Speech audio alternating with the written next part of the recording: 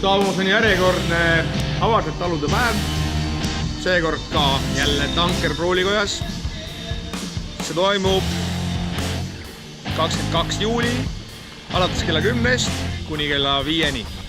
Oleme kohal, saab süüa, saab juua, saab natuke nalja teha.